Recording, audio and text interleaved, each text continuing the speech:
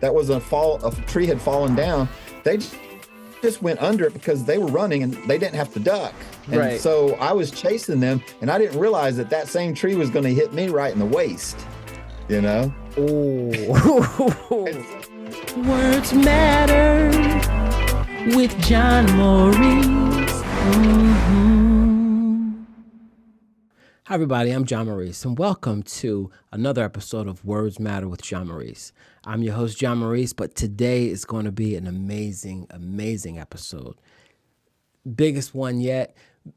A few things just to let you know. Today has to be, I'm interviewing the most manliest, probably the most machoist guest that I've ever had the chance to interview. He has the coolest name. He has a hit show on the Animal Planet. And he takes care of animals in such an amazing way. You're going to get a wealth of knowledge. You're going to get a whole bunch of entertainment and joy from this. Please welcome to the show the Mr. Beran, Mr. Michael Beran from the Animal Planet hit show. There he is, BareHansd Rescue. BareHansd Rescue. Welcome. How you doing, sir? Yeah. Man, I am doing great. Today was a phenomenal day. Just a phenomenal day all the way around. I know why. Because you were in your amazing place of the Wildlife Command Center. That's what it is. That's right. Check him out on YouTube, Wildlife Command Center. We're going to plug it all day long. I'm sorry. So go ahead. You had an amazing day. What happened in your day?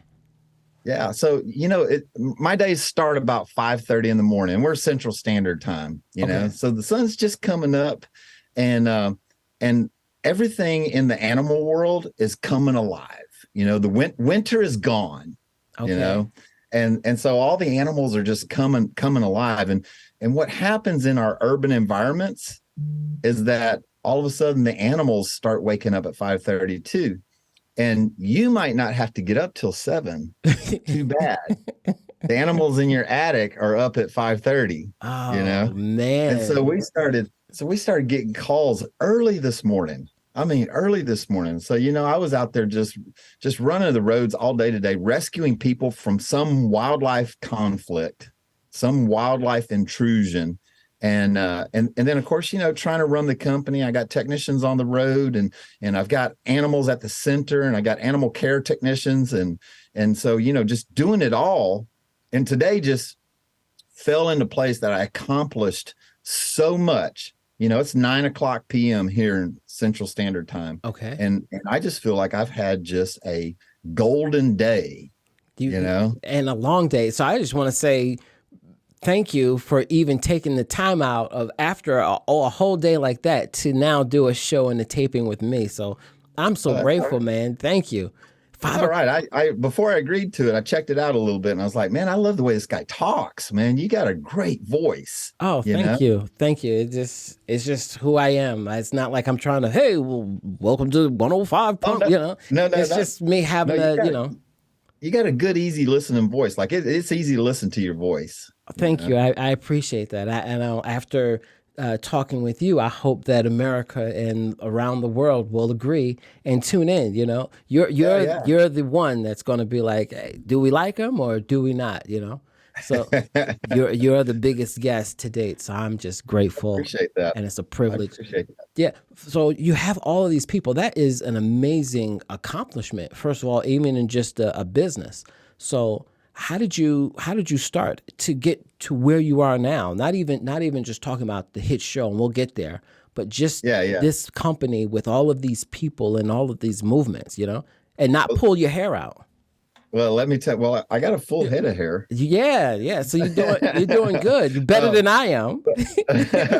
But let me give you the guy version. Okay. All right. So I was raised in the swamps of Louisiana. Oh, okay. Literally. Like I'm the oldest of 4 boys raised in the swamps of Louisiana. That tells a big picture right there. Okay. And I mean, literally, we were raised in the swamps. My dad was military. Everybody on my parental side's all military. So when I graduated high school, I joined the military too. I volunteered for submarine service, and then I worked on C4 missiles, nuclear missiles on submarines. And so I was in charge of the 3rd stage rocket guidance systems for these nuclear missiles. when I got out of the Navy, I stayed within that genre a little bit. Mhm. You know, I was a merchant marine for a while, worked in shipyards, did that sort of thing.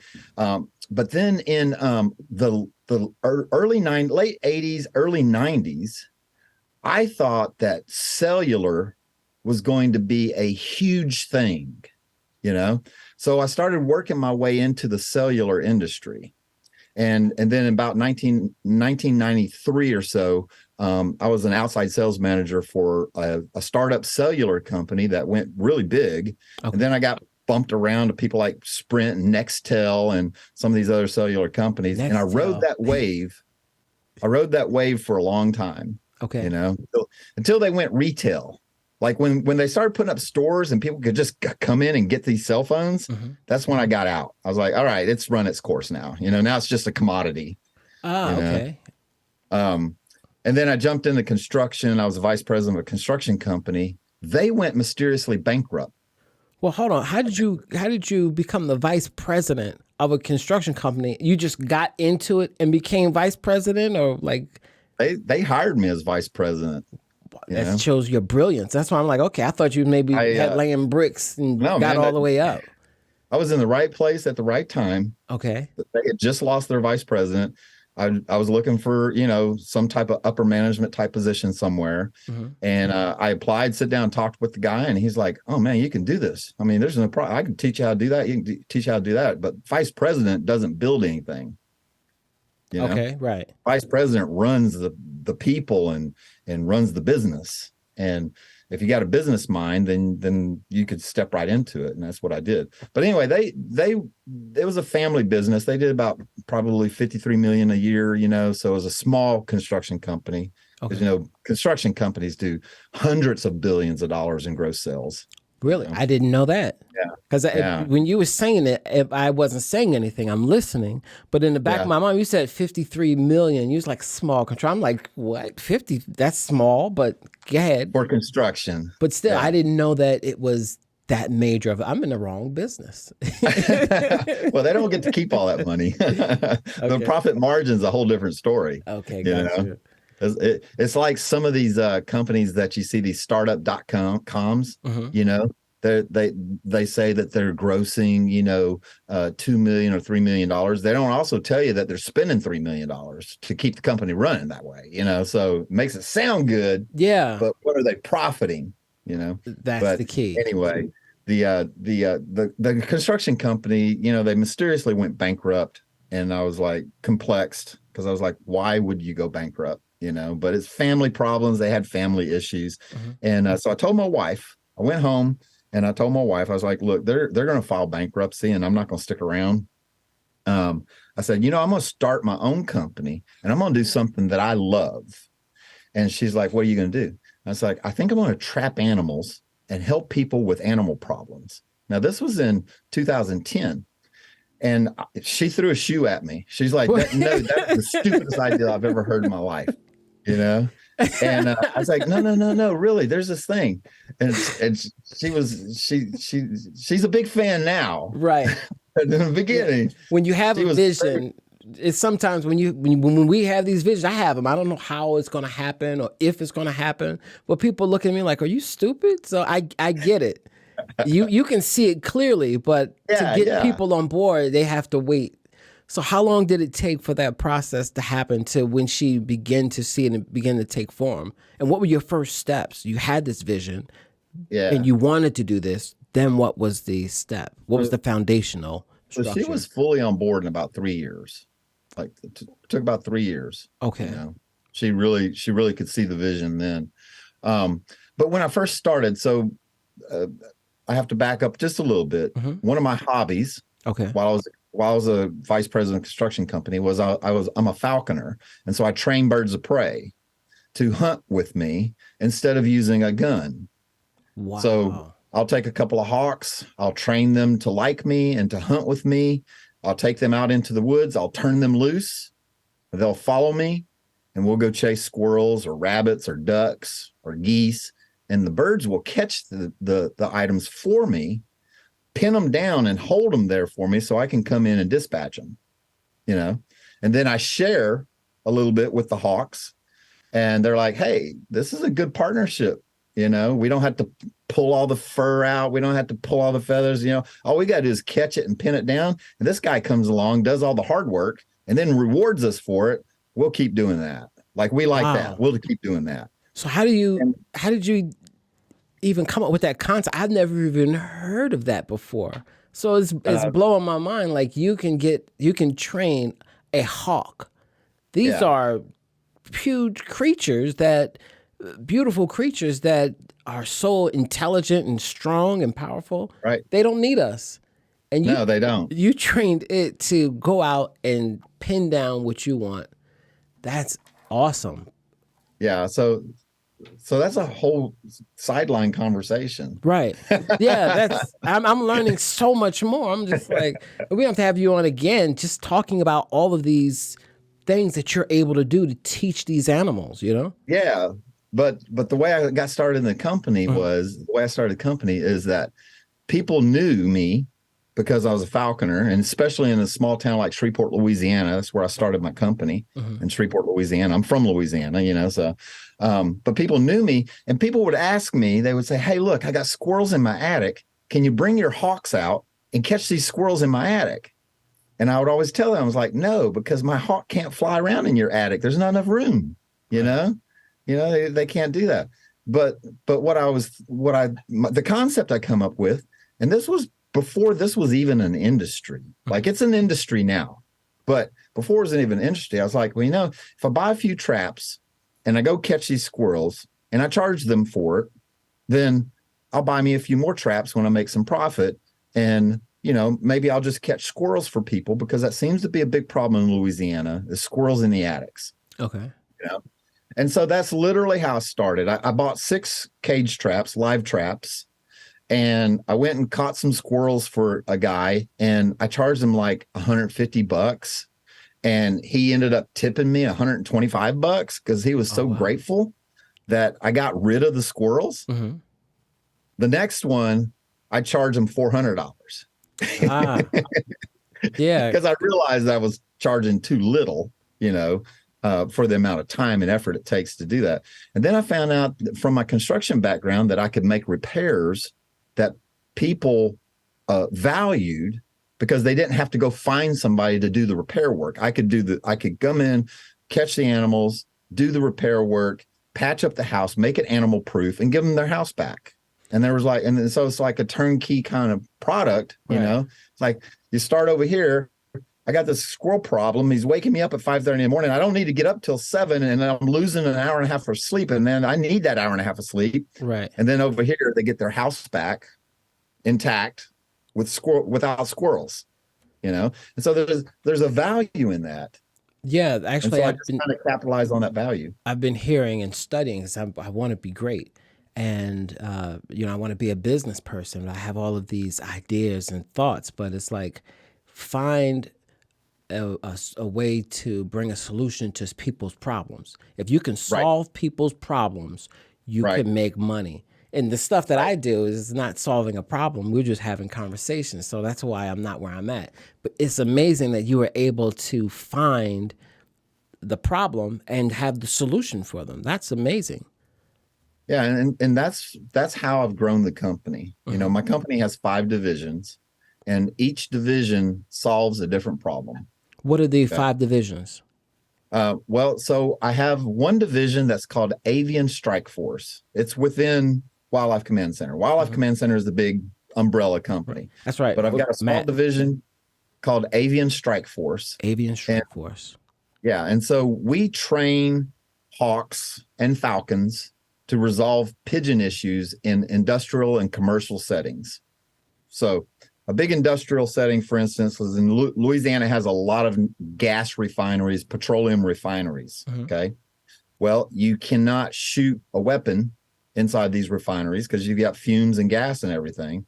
So if you have a pigeon problem, you can't shoot those pigeons, but you can bring a hawk in and catch those pigeons. All right. Yeah, that's where you come in. And you have to get rid of the pigeons because the poop from the pigeons, the pigeon poop, is so acidic that it ruins certain pieces of your refining equipment. So you can't just let the pigeons be, Right. because they're ruining refinery equipment. I don't know if you know anything about refineries, but they ain't building none. They haven't built a refinery in 50 years. And so they got to maintain the ones they have. So we have gas to run our vehicles around, And so they have to fix these things. And when you got pigeon poop, it's so acidic that it destroys a lot of different kinds of metals. And they're constantly and this stuff is $1 million equipment, So what happens to the pigeons? You come in, the eagles get the pigeons, they kill them or just take them? What happens to the pigeons? So within Avian Strike Force, we have 2 different methods that we use. We do use physical removal. Okay, we leave it at physical removal. I remove them physically. They're no longer on your property. Right. What happens to them, you don't need to know. Right. They might go to a bird dog trainer and he may use them in his pens, but they'll never be loose again. Okay. And then we have what's hazing and harassing, which is what the falcons do. Falcons are really fast, Okay. and almost as fast as a pigeon. And so and pigeons are deathly afraid of falcons. Like, this is a natural world thing. Like, pigeons are unreasonably afraid of falcons. And so you bring a falcon in, that pigeon's going to fly to Texas, man. He ain't going to stop. Really? Yeah.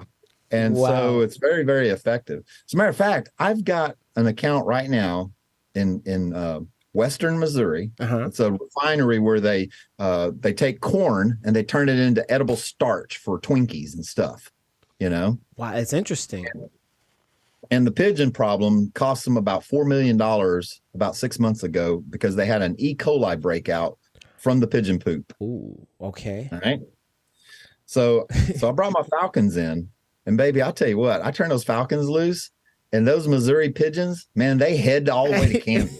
They were gone, And so all I got to do now is just maintain that threat, that phantom menace, if you will, that, hey, there's a falcon around here somewhere. Let's not hang out here. Okay. That's awesome. So that's one division. Okay. We got 4 more. You got the 4. Okay, let's go to number 2. That's an amazing one. I love that one. Go ahead. Number 2. Let's see if number 2 is just as wowing as number 1. So our wildlife division, it's obvious in the name, Wildlife Command Center, Wildlife Division. We rescue people from wild animals every day. Ooh, you rescue people from wildlife. Ooh. Oh yeah. So we rescue people from wild animals for one main reason. People pay money and animals don't. All right. That's very true. That's hilarious. Oh my goodness. Yeah. Because if they paid money, you'd have to decide. I'm sorry, sir. This pigeon or this deer said they're gonna give me $1,000. Do I hear 2? That's hilarious. People pay money, animals don't. Well, it's just one of those situations where it's business, and so we early on we decided that we were going to help homeowners get their homes back. We were going to help people and rescue them from the intrusion, from the incursion, from whatever it is that's causing them grief, Okay. And of course they reward us financially for doing those types of things. So that's the second division. Well, what kind of animals come in there? I've seen your show, and I see like the coyotes and stuff. Are we talking that and like snakes, or is there anything? Well, in the side of one of my older trucks, I wrap all my trucks so they look cool, like 100% wrap. Okay.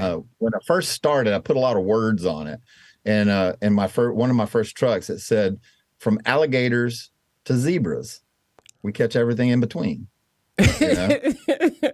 And we do. We've caught alligators, we've caught zebras, and so, but what is it day to day? Well, it's black rat snakes, it's moles in the yard, it's raccoons in the attic, it's squirrels in the attic, it's birds in the attic. A lot of it is stuff that is worrisome to people because when they hear something up in their attic, one, nobody goes in their attic.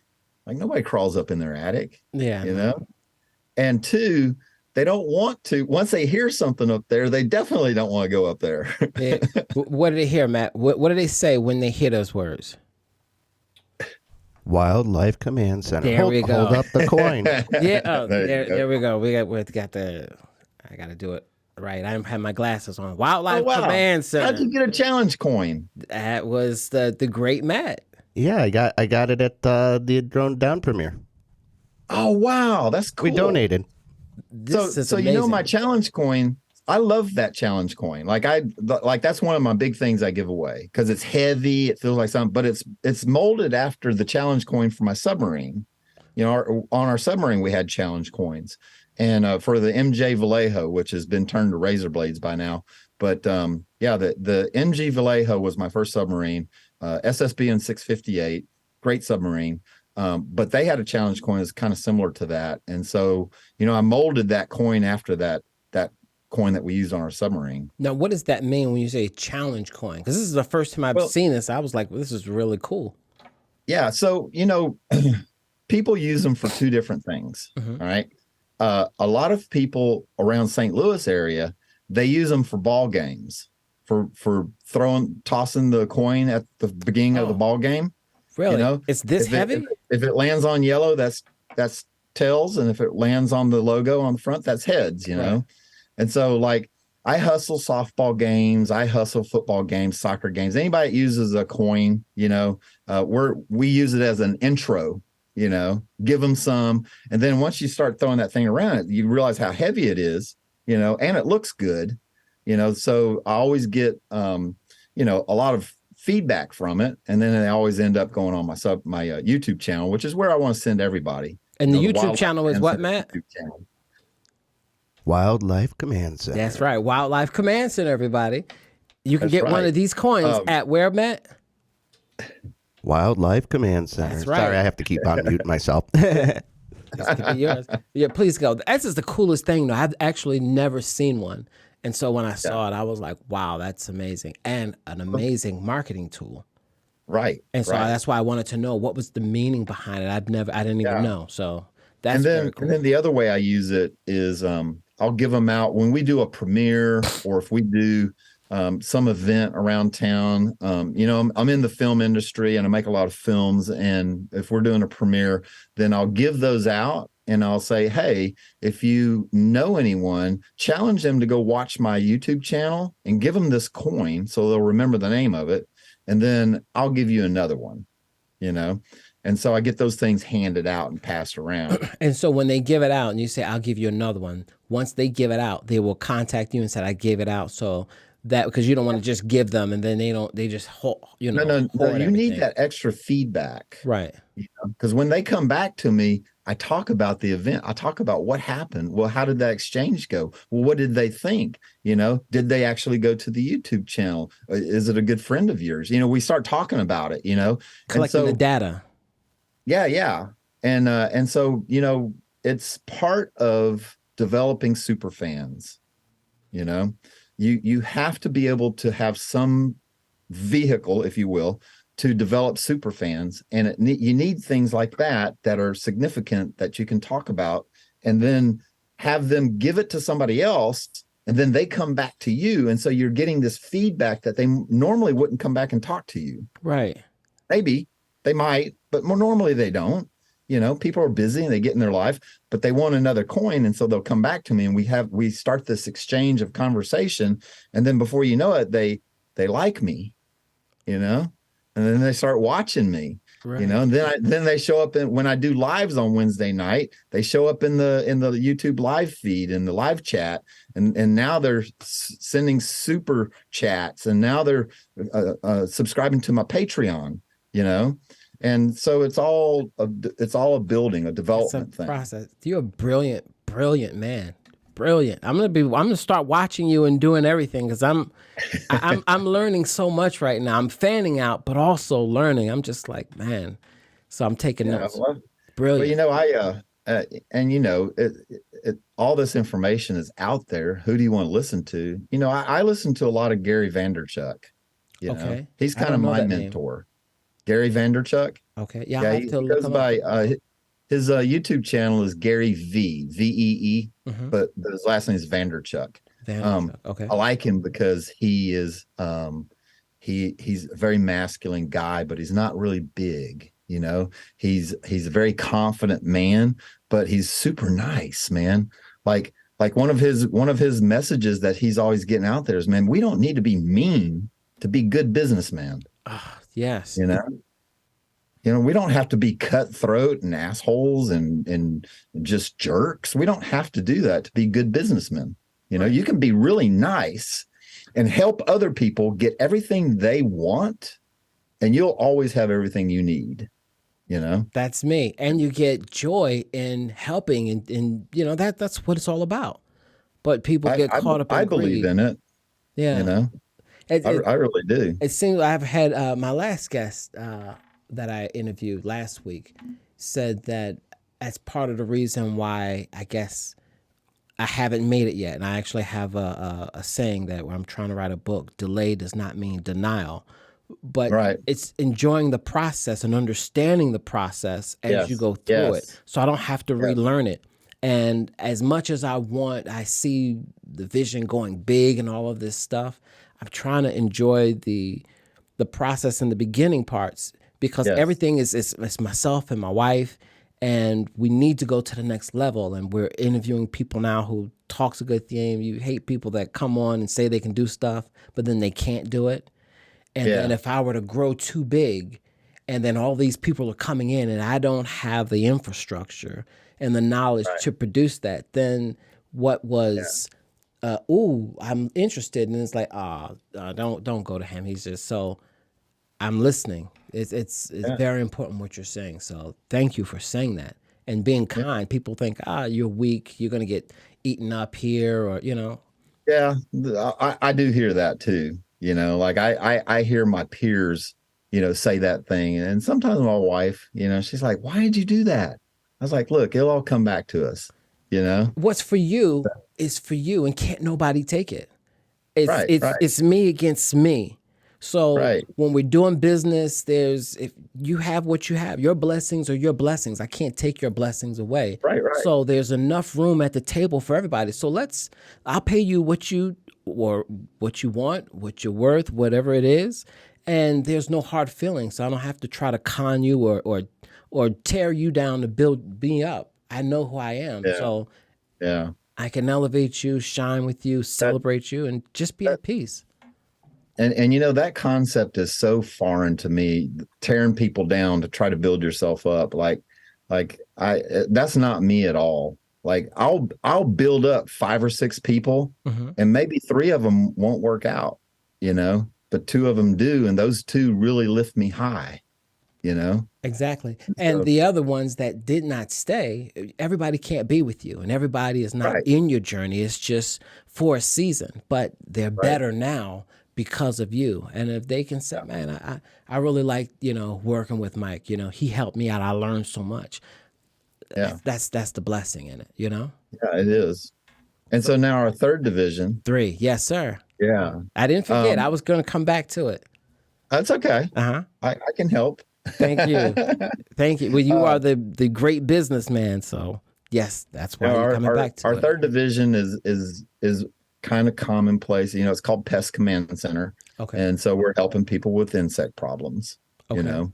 and we offer a variety of services, like we offer services to commercial and industrial clients.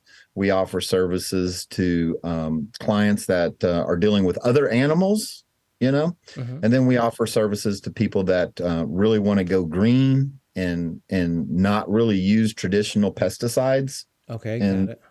And so we offer a lot of different things in that nature, and it's kind of a diversity of services that I offer. But in the bigger general scheme of things, I find I have to be diverse to be able to be profitable. And then our under that, being so diverse and having all of these things, and your expertise area, and with all of these different divisions, do you have to personally know in and out each division? You have an overview, but do you get in and learn each thing, or do you understand it and then hire the people to orchestrate it and keep it moving?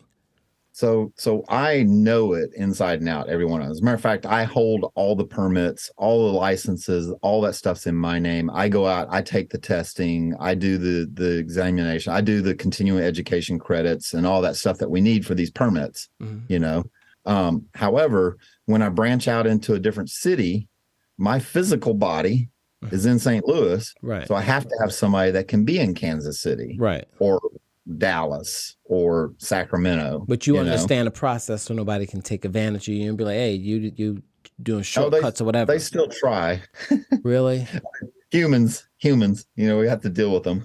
Yeah, that's I want to find and work with people who are just going to do their job, because we pay for results and we don't want to have to inspect what we expect, But Gary V, and I'll refer to him quite a bit. One of the things that I finally adopted from him, I used to never fire anybody.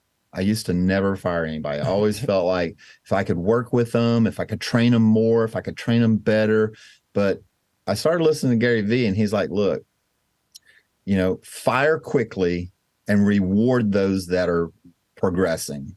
You can only work with somebody so much. And it's true, because I kept people around that were just bad technicians, bad for me, bad for my business, bad for my morale. Yeah, bad it's stressing you, your energy levels, your stomach is turning, your mind is thinking. And I always felt like it was my fault. Like I didn't train them enough. I didn't give them enough mentoring. I didn't provide for them enough. I didn't give them enough tools. I didn't give them everything they wanted, but it was them. Right. They got to want it too. Yeah. And so now I fire quickly, but I also promote quickly. Okay. I do the same thing. Yeah. I used to hate it because I just love and want to just, encourage people and be there. But yeah. I'm paying you now. If I'm paying you, it takes me a lot to earn what I'm making. Right. So if I'm paying you, I'm not paying you because I like you. I like you because I like you. I'm paying you for a result. And if you can't produce that result, we can try it once. Let's adjust it twice. Okay, a third time, I can't do it. Sorry. Yeah, that's it. So but I think that once you adapt that thought process, then you see it quicker.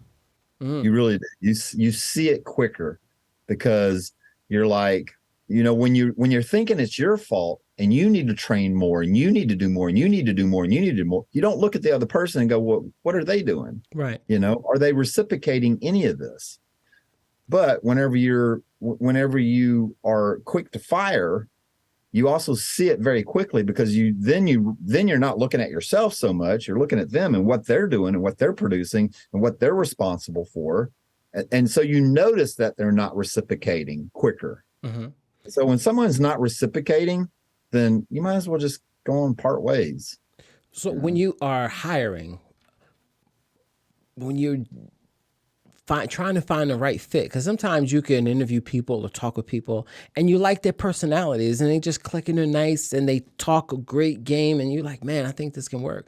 How do you hire or be able to do the research, the background check to see, does your resume reflect what you're saying to me? And sometimes it may not. So it's like, how do you do the research to make sure that you get the right people? Because I'm trying to make some cuts to get where I need to go, and I don't want to be dragging. So how do you do that? Well, first off, the bad news is the odds are stacked against you.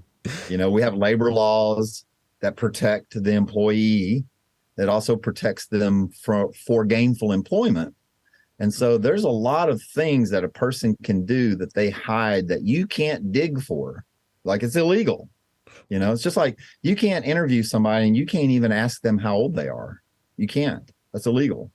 Okay. You can't ask someone, do you have a car? You can't do that. You can ask them if they have reliable transportation, but you can't dig down and say, hey, do you have a car that works? Like, you can't say that. Like, there's so much that you can't say. Well, the things I'm referring to is like, in entertainment, do you know marketing? And can you bring in, if I'm paying you money and we're doing a campaign and it's $5,000 and we're putting that in there, what's the reach that we're going to get and the people that can come back? Can you, like on Instagram or something, I want to pay you to do my marketing. How many likes can you get? You can't force that, but you don't want to pay somebody and you get 3 likes. You know what I'm saying? Yeah. So can you, can we get the engagement? So that's what I'm talking about, not your age and all that, but I'm paying for results now, you know? So I'm trying to figure out. It is difficult. And, you know, and I do hire people that I like and that I think will do a good job, and they prove to me that they can't, and that happens, you know? So it's the process. It is a process, man. Unfortunately, it's like anything else. It's like, wouldn't it be great if when we start dating, we could just date the perfect woman the first time, you know? Somebody who's just perfect for you. But you have to go through a lot to see see if you... You know, you got to get to know them. And then once you get to know them, you learn a little thing about them that maybe ain't going to work for you. And same thing with hiring people, you know, you try to do due diligence. And of course, you know, I do background checks. I call references. I call people. I even dig in social media, like deep. Like I dig in deep social media, you know. And then sometimes you just can't determine what their work ethic's going to be once they are on board. Until they're on board, you know. Yeah, actually, then you just have to make a decision quick. I learned. My father always showed me, you get up as a man, you go to work early. You know, he was a glass maker. And then when I was fresh out of high school, I was working at it was a Wawa, and I was doing the overnight shift. And I met the manager for the first time, and he said, "Hey, John, do me a favor, get me that broom real quick." And so I went, I jogged and got the broom and came back and was like, "Here you go. You want me to sweep, whatever?" He said, "No, that was just a test." He said, "I always ask somebody to do that so I'll know who I'm working with. If they, you know, kind of mosey along and they kind of slide their feet and they don't have any pep, you know it's going to be a long night." He said, "If they kind of hustle and they come back," he said, "I just wanted to know who I was working with." And I never forgot that. I was like, wow, okay, I need to always, when it's a great life lesson. When it's time to work, hustle. You know, and in personal life, you got to hustle. So, very good. Okay, we were on 4, right? Yeah. So, so moving on to 4, I started acting because in 2008, because someone, Louisiana got a big tax incentive. A lot of Hollywood moved to Shreveport, Louisiana, and somebody asked me to train an owl for a TV series. And I was like, sure. Well, man, I am a hustler. And so I got on that first set and I loved it, man. I love a movie set. I love the camaraderie and the professionalism and the hustle, you know. And the food, the craft I was only services. hired. I said, and the food, the craft services are good. Yeah. Sorry. I think people do way over. Anyway, people overboard on that craft services stuff. But yeah, so I love a movie set. Well, I was hired to, you know, this owl has a script and a scene and whatever. We got all that accomplished. And I'm like sitting around because I did my part and now I got nothing to do. They wrapped me, but I didn't want to leave. So I started watching the industry and I just kind of fell in love with the set. You know, I love all the moving components of it. I like all the parts and pieces. And so I started noticing when there was a vacancy or when something wasn't getting done. Because you can feel it when something's not happening right, or you know a grip's not moving something fast enough, or doesn't show up, or somebody doesn't show up, or extras don't show up, or the things happen on a movie set that slow it down. Right. Well, I started inserting myself into those roles. I wasn't even hired by anybody, you know. I just started inserting myself into these roles and started learning them. And then I found out that you get on a movie set and you start hustling. Man, you can become AD in no time, you know, you really can. Wow. Okay. You know? If you've got drive, if you got the hustle, if you understand that time is money and money is being spent when we're not doing nothing because something happened. Somebody didn't show up. Somebody ain't doing their stuff. There's always something. And when when the time is going and nothing is being done, the union is still like, we're on the clock. Yeah. Okay. Yeah. So that's how I got into acting. Mm-hmm. And Brilliant. I started acting, and I started doing, and then I got into stunt work, doing a lot of stunt work. And then I was like, I found there's this niche of it was difficult for production companies to find animals to work with. There was just a few places. There was somebody down in Atlanta. Sid Yost was out in California, and so they had a problem with finding that. So I was like, well, man, I'll start providing some animals and training animals, and that's what kind of lifted my division, Wildlife Command Center Movie Animals. Wow. And then from that, we broadened it a little bit from just movie animals to doing events and parties. Now, how do you make that? How did you make that transition? Because you're already on the movie set. Because people ask you, can you train the owls? And you're just learning, and you're getting in, being around the right people. Then you want to expand it, and you say doing parties. So what does that entail? You make some flyers, you make a social media or post up, and people want to see these animals at parties? So it started with the people that I knew from the industry, the film industry. They'd always have a wrap party, right? Like we finished a project, they'd have a wrap party. I was like, hey, you want me to bring an owl? And then that started. And then once you did it once, then that production company, people work within other production companies, and people work with us. So when other people started having wrap parties, they were like, hey, you call Michael, he'll bring an owl out. Well, if I ask you, I'll bring it out. I'm not going to charge you. But if you ask me, all of a sudden, that's a desired. I'm going to solve some problem for you. So there's a value to that, right? So people call me, people asking me to bring animals to wrap parties, and I was charging for that. And then we just kind of naturally started doing birthday parties, and then school assemblies and corporate events, barbecues, anywhere there's a group of people, they wanted a little something extra, right? And so right now, we do probably 4 or 5 parties a week, 2-hour parties usually. And we'll bring 5 animals, like we might bring a big tortoise, a couple of snakes, a hawk, a falcon, or a hawk and an owl.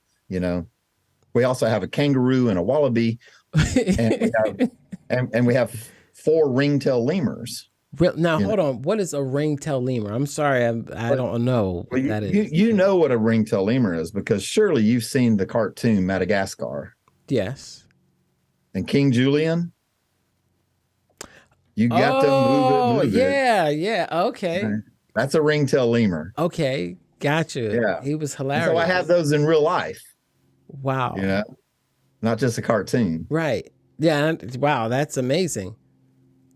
So you take that. And so we've developed a few animals that people like. Amazingly, people love turtles, like big turtles, sulcata tortoises. I saw that you had one and was looking. Why? Like, do they do anything? Or I don't know what the... Most requested animal, though, Maybe it walks around, and people can hold it and they look at it. They think it's cute. I don't know. There's some attraction there, and it's probably not a danger to the little kids, so the little kids can kind of see it and possibly, I don't know. None of our animals are dangerous to the little kids. I mean, we train them, right, and interact with them. We know their personalities before we take them out. The most requested is the turtle. Yeah, people love them. Yeah, and so we've got 3 of them, because if we have 3 parties in the same day and 3 people request the tortoises, we take them with us. But yeah, we just basically turn them loose, just let them crawl around, and people pick them up and play with them and look at them and scratch their shells, but mostly they just love them crawling around on their living room or wherever we're at for the birthday party or the event. And you never have to worry about where they are, because somebody knows where it's at. Right. They don't go very fast. Can the turtle feel something? You have the big shell. Yeah. Can they feel like when you're touching the shell? Yeah. So it's a living organism. The shell is a living So organism. it's just like our skin, but it's just hard for them. Thicker, harder. Yeah. Yeah. So you can take a brush, like a nylon bristle brush, any turtle. I don't care, any turtle. But you start scrubbing on its tail, on its shell with a nylon brush, and it starts reacting to it because it can feel it. There's plenty of YouTube videos. Just Google turtle dancing while being brushed or something like that, and it looks like the turtle's dancing because he's like moving his little butt around. Right. But is it like tickling them? Is it hurting them? What do we know? It feels good to them because okay. it's tactile stimulation they don't normally get. Ah, okay. So it's a good thing then. I didn't want to, if I saw it's one, sort of like it's sort of like you and me. Okay, you and me. I don't know you that much. You just met me. Right. But if your wife walked up behind you and started kind of massaging the back of your neck a little bit, it's somewhere people don't touch you very often. Right. The back of the neck. Yeah, you're like, you're gonna enjoy it. Yeah. Like, yeah. Hey, Turtles the same way. You get this tactile stimulation in a place where you don't normally get it. Okay. That's why people like massages, because people don't usually touch you on the shoulders and the back. So people love massages because it's tactile stimulation you just don't normally get. Okay. Turtles are the same way. Great analogy. And alligators too. If you pet an alligator on top of the head, right between the eyes, it just practically goes to sleep on you. I ain't getting close to no alligator. So if I ever, and I used to live in Florida, okay. and right across the street in the community, we had the big lake with the water fountain by the pool house. And I used to always, I wonder if there's an alligator or something in there. I've never seen one in person. I used to go to drive past Gatorland. Shout out to Gatorland, Orlando, Florida. Matt, Wildlife Command Center. Wildlife Command Center. Yeah, but if I don't know if I would want to see one because I know what they do, And so if they know what they're capable of. What they're capable of. So if everyone came close to me, try to grab it and rub it between the the eyes or something, and it'll stop. It won't eat me at that point.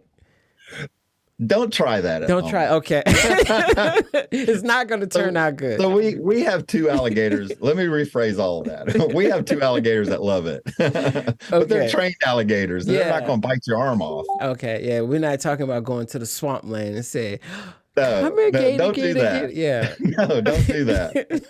Don't do that. No. Yeah. No. Yeah. I don't like, But outside of the natural gators, are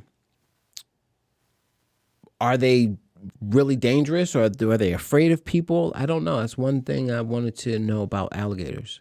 Yeah. So in the bigger scheme of things, most alligators just want to get away from you. The smaller they are, the more they want to get away from you. The bigger they are, they might stand their ground. Okay. But, a 6-foot alligator is capable of delivering a lot of damage to the human body. So that capacity is there. A 6-foot alligator, though, doesn't want no part of you because you 6 foot too. I'm 6 foot, or I'm about same size. They don't have a concept of size and what's big, but you're way taller than them, so they don't want nothing to do with you. They're going to try to get out, unless it's a female guarding eggs, and then that's a whole different story. And everything in nature.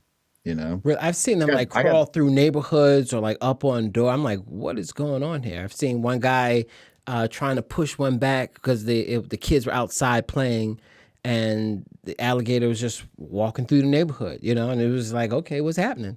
So that's usually bull alligators too, males. So males will move around over land to get to other water for a couple different reasons. Too many male alligators in their original pond, somebody's going to move along, go somewhere else, no females, they might move because they want to find a date. Yeah. You go to a party, it's just all guys. You're like, I'm out of here. I'm sick of this party. I want to go to a different place, go to a different party. It's not such a sausage fest. Yeah. Or there's no more food in that pond. They've eaten it all, or they've depleted it to such an extent that they're not eating much. Right. So those are reasons why alligators will travel across land. Well, when we've built all of our homes in areas where they normally would travel, they're going to run into our homes because they don't know any better. Right. Yeah. And it was their land. We just built around it. I don't know if it was theirs, but they used it to transverse land, Got it. So, okay. Yeah. But thank you for explaining that for me. I'm sorry I had to no stop the problem. whole podcast to talk about an alligator real quick. Yeah. Why is an alligator in the neighborhood? I don't. Yeah, I'm just like I don't even. Perfectly good reasons. So I was like, if next time I go back to Florida, this is where all my family is. I'm gonna be like, stop! I got it. I'm gonna just touch it right between the eyes. Don't do that. Don't do that. No, I heard that at where I hear it, Matt. Wildlife Command Center. There we go. Wildlife Check out his Command YouTube Center. page. Yes. All right. So we're on 4. Did we finish 4? Or we 4 part? We finished 4. We're on 5. We finished 4. Wildlife Command Center, movie animals, events, parties, that sort of thing. Basically, finding a purpose for the animals that we rescue sometimes, and giving them a job. Got it. And that's an amazing concept. Thinking about it, taking what you have, and then finding multiple streams and lanes where you can utilize it. That's a brilliant mind. Right. And then being able to execute it in the places where you are. I'm just like blown away. Okay. Well, we're on 5. Yeah. So 5 is actually a pet of mine. Yeah. Because I'm a falconer. I love birds of prey, all birds of prey, hawks, owls, eagles, falcons, everything, vultures, everything. Okay. And so we started a nonprofit that's called Raptor Rescue. Raptor Rescue. And it's operated by Wildlife Command Center. But we go out and we rescue birds of prey that have been injured by humans typically, whether they've been electrocuted, hit by a car, flown into a glass window, or they're just trapped in some type of situation. They got fishing line tangled up on them. They got plastic tangled up on them. There's something. Right. And we go in, we rescue them, we capture them, we provide first aid, we provide injury stabilization, and then we provide transportation all the way through the healing process. So we take them, once we've got them stabilized, we take them to the hospital. Once they're done at the hospital, we take them to the rehabilitation center. Once the rehabilitators are done, we take them to the release site. So we provide that transportation all along the way so that they can have a complete healing journey. Okay. And From who the pays that injury- bill? Do you pay that? I know you're covering taking them to and from. Are you paying the bills too? So we pay some bills, but that's why we formed the nonprofit. And so we do a lot of events where we raise money and fundraise for the Raptor Rescue efforts. Okay. One great example is 3 months ago, we started doing a trivia night on the last Friday of the month. We rented out a hall. We bring the animals in. We have a trivia theme. All of our people are there that run it. We have a bunch of volunteers that come in, and we just have a really good time. And we build a community around the trivia night. And all of the proceeds that we operate and that we get from the trivia night goes to our Raptor Rescue program. And the first one we did 3 months ago, we raised $1,000. I was pretty happy with that. Okay. Because not only did we have a lot of fun, but I had a captive audience that I hammered Wildlife Command Center into, and I make every person subscribe to the YouTube channel before they can leave the building. Now, how do you do that? I just sit there and I take out my phone. I'm in charge of the microphone at that point. I was like, all right, everybody, go to Wildlife Command Center YouTube channel. All right, I need everybody. Let's see. We got 41 people in here. I need 41 new subscribers. And they just do it because I ask them to, That's brilliant. Actually, I haven't reached that point yet. I think I'm still like, if they want to, but you have to get out of that. And that's brilliant. Put out your phones. Wildlife Command Center. What you ask for. Bam, that's it. Yeah, you have not because you asked not. Yeah. It's like people say, I would. He never asked me. So why would I? Right. But this last trivia night, we raised $3,200. Wow. Okay. And that's only the third trivia night we had. And so our next trivia night in St. Louis is April 28th, the last Friday of April. And it's going to be Disney animal theme trivia. And we've already sold 24 tables, and we only have room for 25 tables in this hall. that That's we're in. awesome. Now, do you stream it also? We haven't got to that yet. We're trying to figure out how to make it interesting because trivia night lasts 4 hours. Okay. Yeah, because we're there from 6 till 10 o'clock. Well, we can figure it out. So how do you make that interesting enough to live stream, So Well, people we got to are be working on it. I'll tell you, we've got an incredible MC. Okay. If you go to my Facebook page and then you look up Jenna Heckathorn. Jenna Heckathorn. Jenna Heckathorn. She's my animal events coordinator and marketing manager. Mm-hmm. And she is the best MC anywhere. I mean, she's just good. She keeps the crowd engaged. She's funny, and she's smart when it comes to trivia stuff. April 28th. April 28th. St. Louis. St. Louis. It's at Pastime Club. Pastime Club. Okay, we'll put that information up. I want to see this now. And if it's not streamed, how do I see Jenna and her excellence and all of that stuff? So I'm thinking maybe I should get a ticket to come out and be a part because I want to see this, because all of these elements you have going on. Hey, John, let me invite you right now. Fly out to St. Louis because you're in Las Vegas, right? Yes. Yeah. Super cheap tickets from Las Vegas, nonstop to St. Louis. Okay. And I'll hook you up with a hotel. We'll just have fun. You can come hang out at the Wildlife Command Center and spend 2 days with me, And if it happens to be on a Friday of trivia night, spend the night with me. You'll love it. You'll love my people. You'll love the air of it all. And you'll see, how I've accomplished some of these things. You got it. I got the invitation. So y'all hear it. You hear it, Matt? Babe, you heard it? I'm coming to St. Louis the 28th of this month. Actually, that's my father's birthday. Oh, really? That's great. The April 28th. And I'm just going to give him a call. He's in South Carolina. So nice. I will definitely come out. Afterwards, I'll get all the information. And I'd love to be a part, and I'll donate to the trivia night. You'll have a good time. You'll be thoroughly entertained because one of my big concepts is brand entertainment. There you go. And that's what I'm learning now, branding everything. Taking this Wildlife Command Center brand and creating entertaining content around it, so that people not just realize that they may need me when there's a squirrel in the attic, but they can be entertained. And I'll tell you, a person can watch an advertisement for something, and if they want it, they'll go pursue it. All right. Mm-hmm. But if you can entertain somebody, they'll be your best customer forever. And anything you offer, they'll scoop it up. Okay, I'm taking all of these notes. I'm listening. That your well is so deep. I am drinking because I thirst. Yes, sir. Okay, That is amazing. We have a lot to talk about. So you definitely will see me. Okay, so and what else? Was that it in five?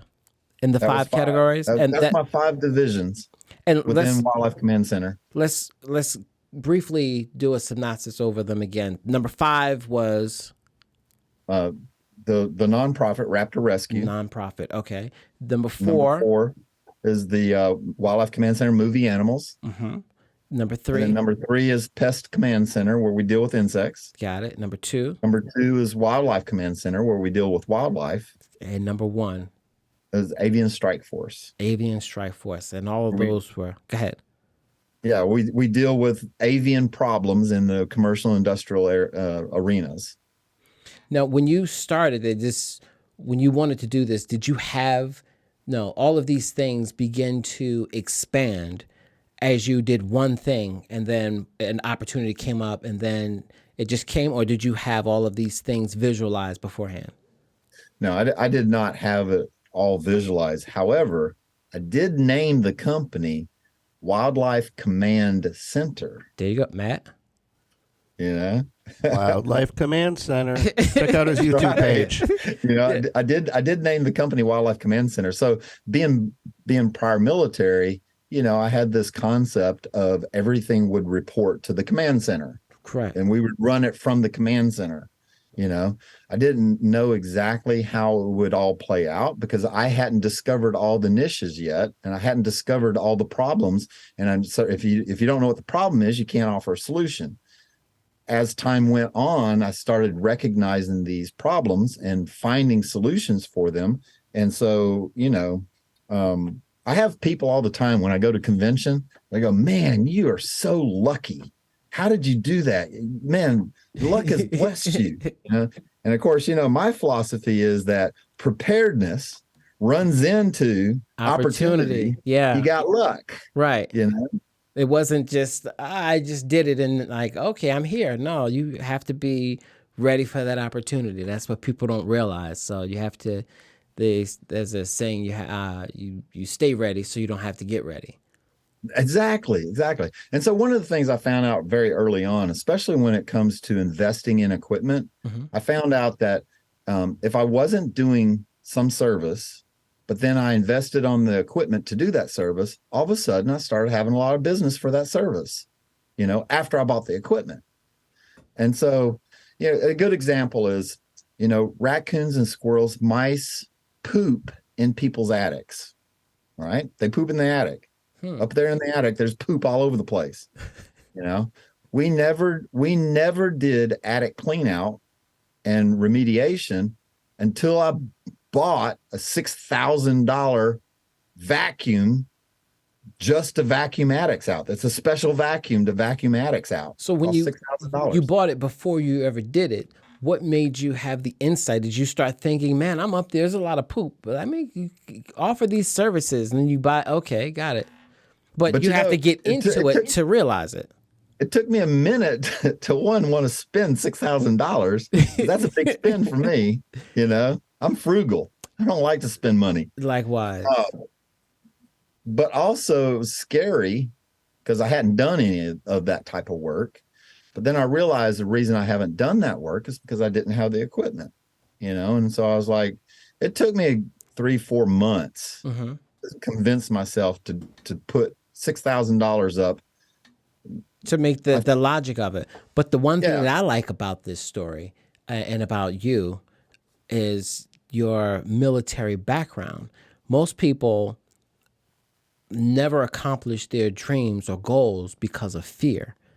And the only difference between a person who wins and a person who does not or gives up or forfeits, we all have fear, but the winner is able to face fear, having faith in the face of fear, but then having the courage to go forward. So we're moving forward. I don't know how.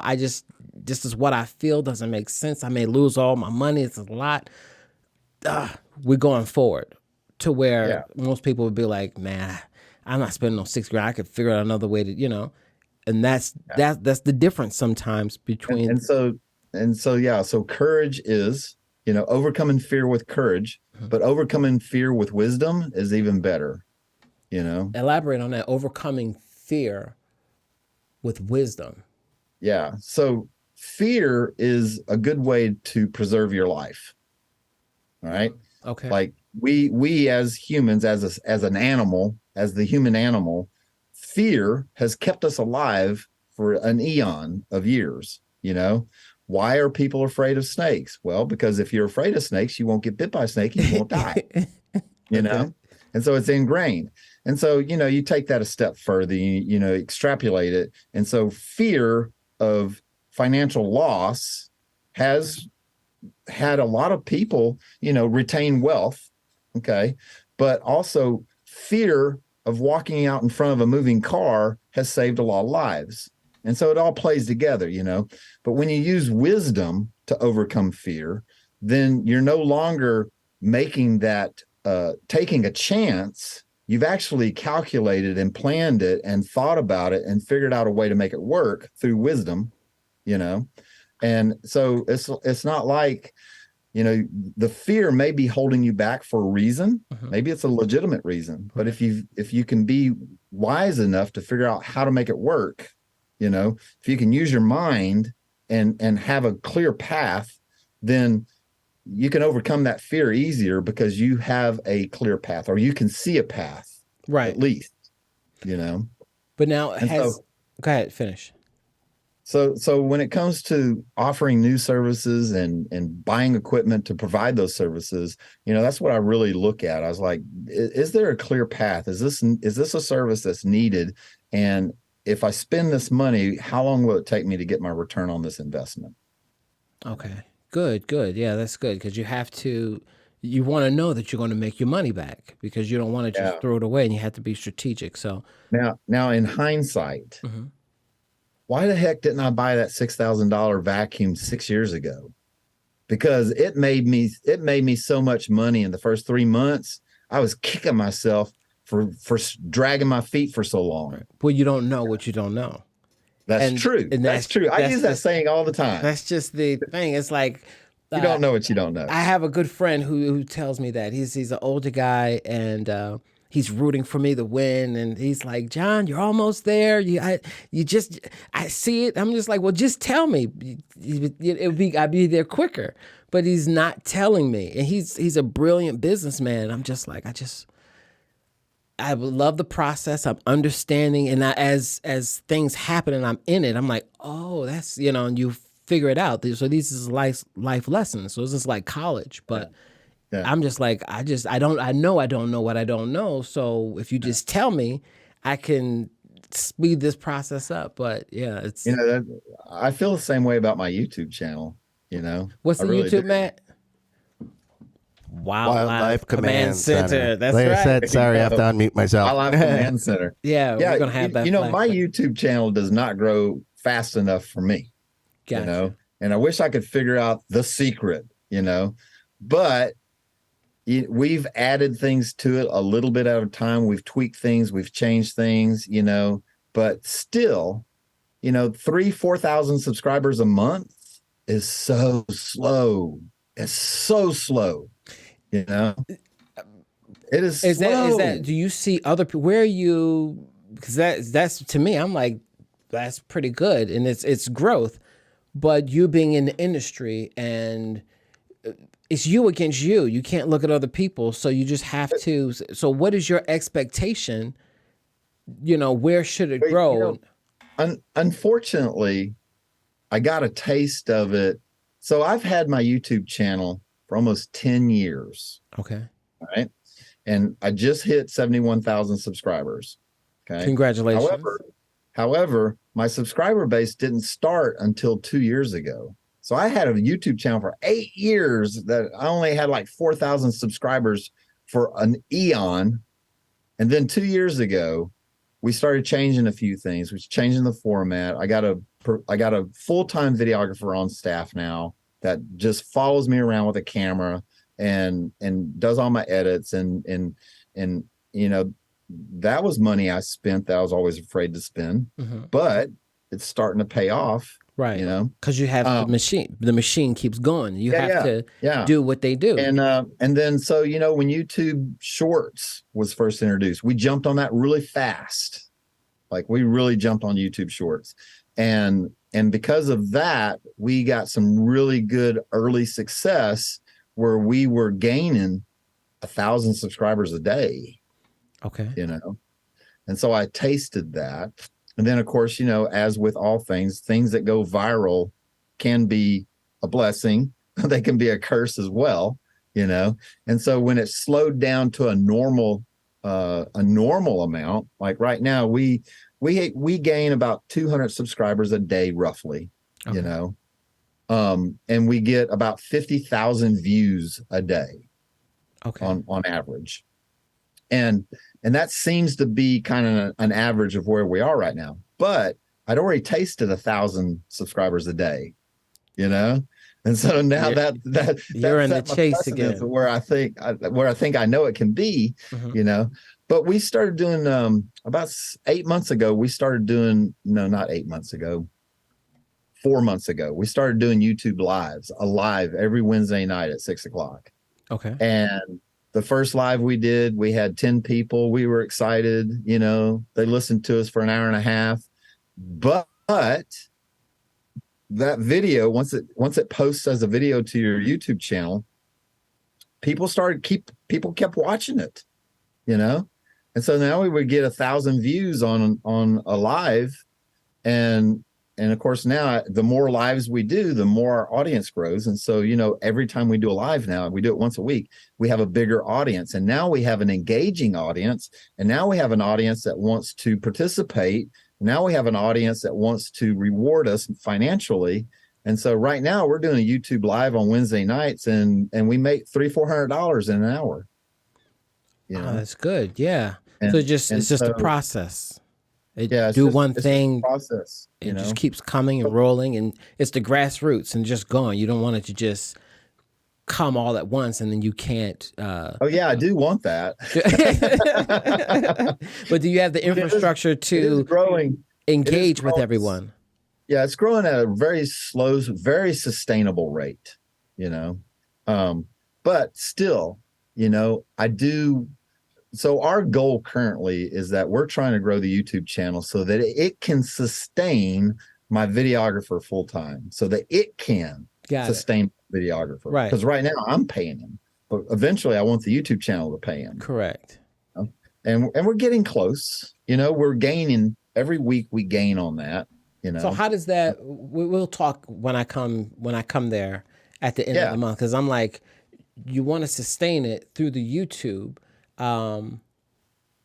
We'll talk multiple ways, because the amount of time and effort and energy you're putting into that, and the people are responding, is there got to be another way for people to get your content so that you can get more money. I don't know what the YouTube thing is, and if you go other places, but so we are working those angles too.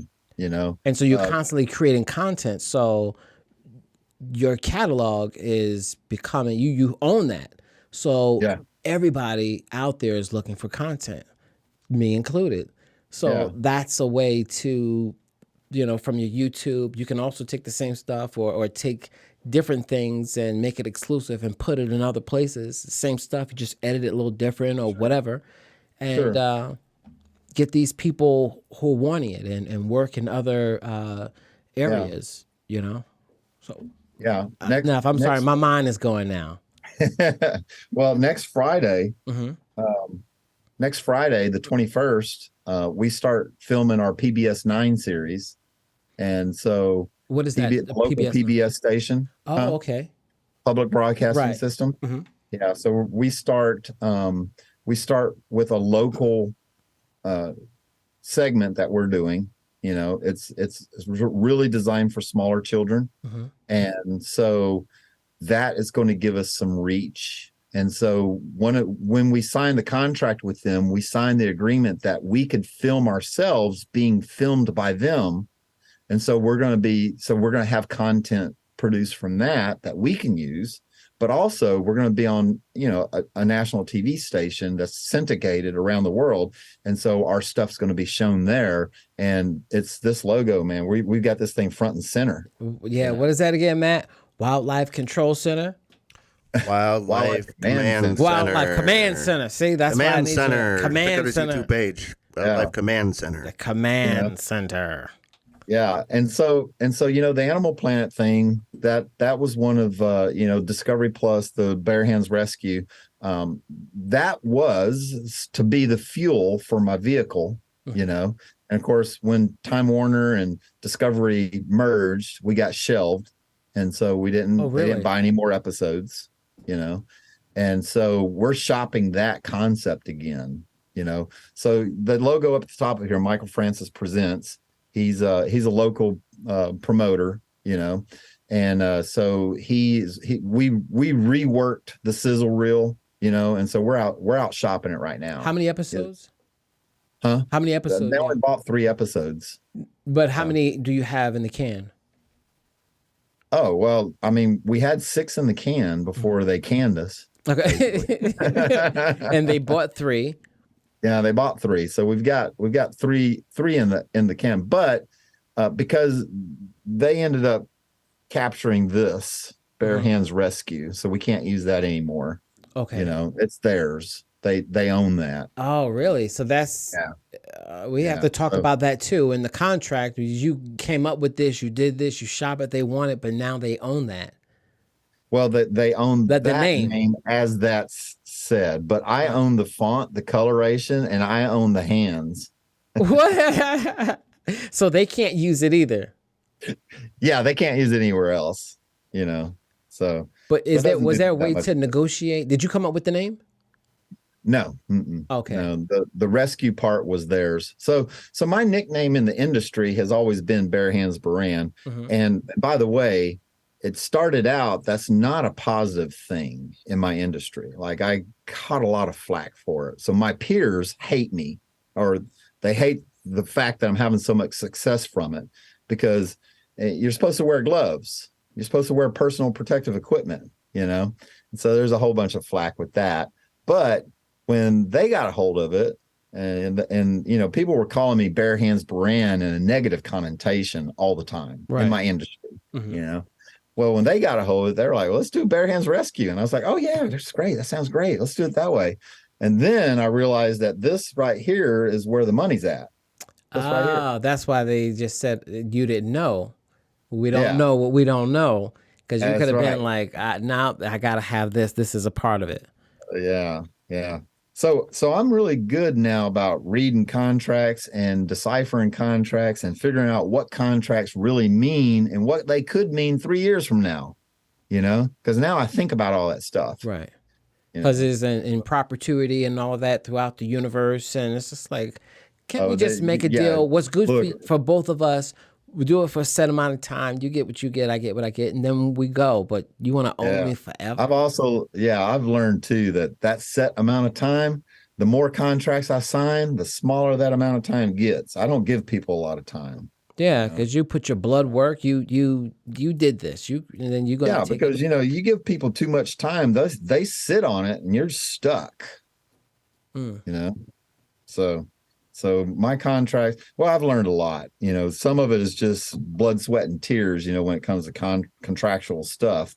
But words matter. Words do matter, you know, and Words matter. and with me, anything I just want it to be easy, you know. Let's just make it work, and let the rest just take its place. I'm not into trying to control anybody. I'm even with like my network, I want to make sure if people are streaming or if they want to live whatever and you get paid. I studied what does Amazon Prime give you, or what, you know, if somebody put their stuff up on there.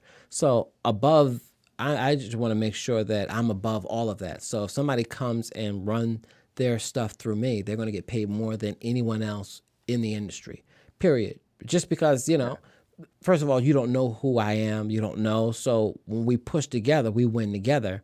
And if you have content, you created that. You know, we just need something to keep the lights on, but that's all you. And you get viewers, they may see something else they like. So that's the win-win. But we want to push people. So Yeah. that's major. I'm glad you learned a lot. So I'm gonna be picking your brain on even on contracts and everything else when we get there. I am coming. Yeah. Okay. Yeah. Can I go, babe? Can I go? She gave me the green light, so I'll be there. You'll love it, man. You really will. And you know, we can talk about brand entertainment, but we can also talk about product placement. You know, great segue was this movie that I recently did. Well, we did it a year ago, and now it's just about to have a completed distribution deal. But Drone Down, which I did a lot of stunt work in. I acted in it, and I was a creature in it. You played the Bigfoot, right? Sasquatch. A Sasquatch. Okay, yeah. I saw the trailer. I was like, what the heck? And then I heard a story that you were running through, and the Sasquatch got clotheslined, and you were on stilts and stuff. But you did it on purpose? Well, is that true? So first off, I'm a stunt guy. Okay. All right. So you really can't hurt a stunt guy, at least a good one. You know, so even if you have an accident, you just turn it into a stunt. Okay. You know, so you don't get hurt. Right. And so, yeah, man, you know, two things about that. Hey, before we get into it, you want to show the trailer? You want to show the clip? Okay, Matt, we're going to show. Yes, sir. You want to do that before we jump into it, so people have some concept of what we're talking about? Got it. Yep. We're going to show the clip, and it's coming from where, Matt?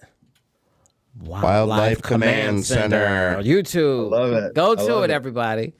All right, Yeah. here's the trailer, and this is, what's the name of it again? Drone down. Drone Down. All right. Yeah. There's a lot to talk about in this.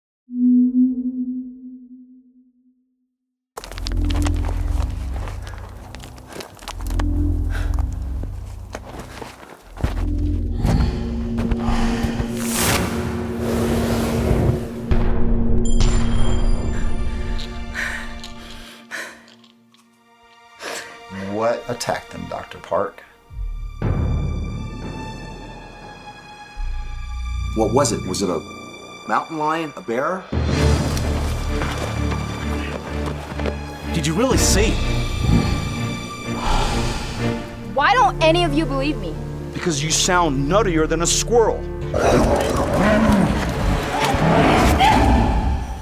We're out here on a missing persons case. It's blood. That blood could have come from any animal or person. I don't believe in coincidences.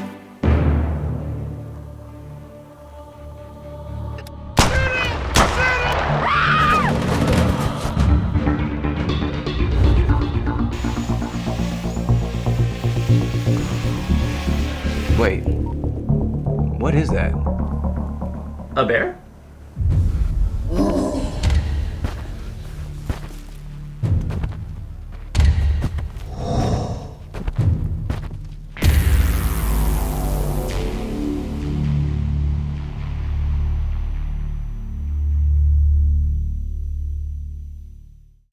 It took me about 90 days to learn how to walk on 27-inch stilts.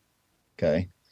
But not only did I have to learn how to walk on them, I had to be able to put that 300-pound suit on and run in stilts, because I was running in stilts in that. Yeah, I see. Right there. Okay. Well, two things that we found out the hard way was that when I'm on 27-inch stilts, I can run way faster than a human. Really? Way faster. Way faster. Because you gain more Right. space with those Yeah. legs. So we had to slow me down so much so I wouldn't run over the actors. Really? You know? Yeah. And that's cool. Yeah, so we had to slow me down way down because when we first started filming, I was like going after it, and and I was overrunning them, That would And be in a that- cool movie too, though. Like a cocaine bear, Yeah, nobody could get away. Yeah. We also found out that I can't stop in those things. Ooh. Once you get running, you can't stop. It's hard to stop, especially on uneven terrain like we were filming in the National Forest. Wow. So how did you? But how? Okay. So you're running, because you have to run, but you can't just stop because you're on stilts. It's not like your legs, so you can just cut. So what had the first few times? What happened? Because I know it. No, every time after I found out that, the first time I just fell flat on my face. Ooh. 27 inches flat on my face. After that, I realized I had to run into a tree to stop. Like, that's how we stopped me.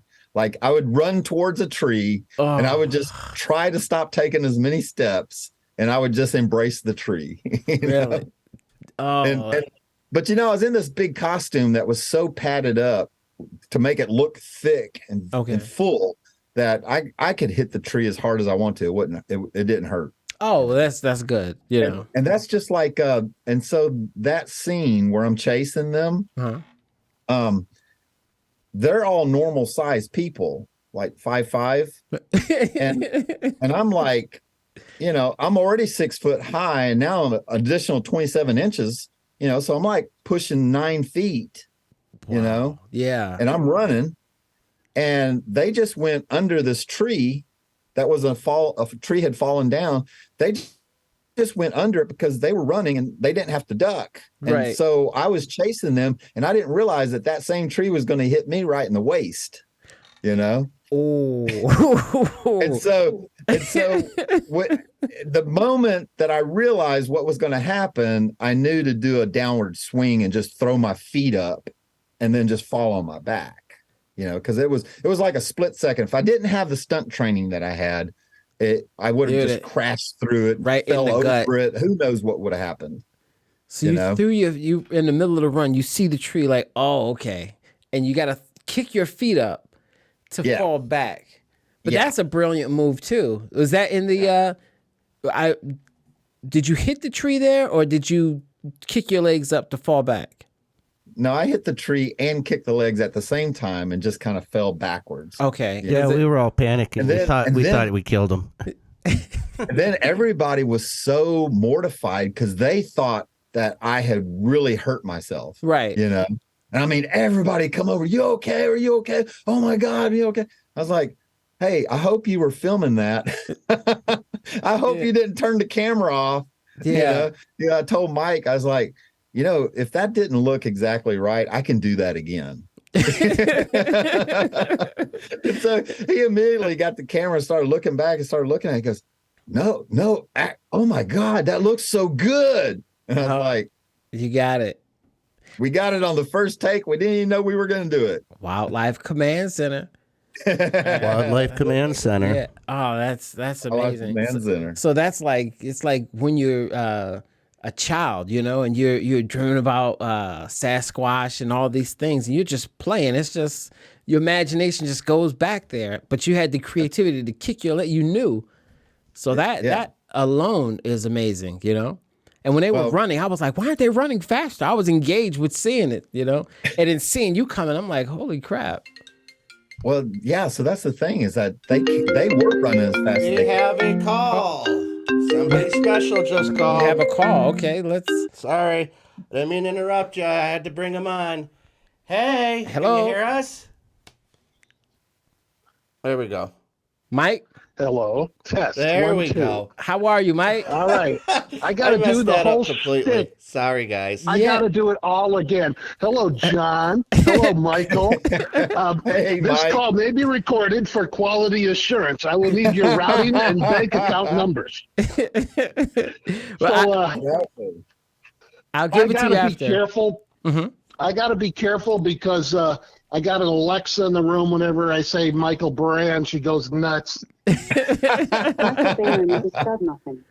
I'm having a malfunction, Michael. Well, anyway, she's and she called him a Alexa, stud muffin. Alexa loves Michael Beran. We all love Michael Beran. Hey, I like birds of prey too. My favorite bird of prey is the Klingon bird of prey. The Klingon. Oh boy, we're going back to Star Trek. Yeah, I'm a Trekkie. What do you mean going back? I never left. Uh-oh. That was a pretty cool ship, though. I do admit. And Mike, we were going to play the trailer again. I messed up. I played the screener, so we're going to play the trailer. Is this actually part of the podcast right now? Yes, this is you. You called in. You're the very first caller. You gotta cut the last 2 hours. You can't. Okay, no, that's fine. And I just want to say to everybody, this is Mike Conway, who just joined and called in on the phone. He was the very first interview. He's the torch with the when burning down the house and all that stuff. You guys did this movie together, correct? Yeah, correct. So Mike Conway is the producer and he helped write it. I mean, he did everything with it. Director. Yeah. Did the music. I mean, he did everything. We actually talked about this. I couldn't play Bigfoot though. Well, he allowed me to do that. Well, you guys did an amazing job. Now, was there two Sasquatches?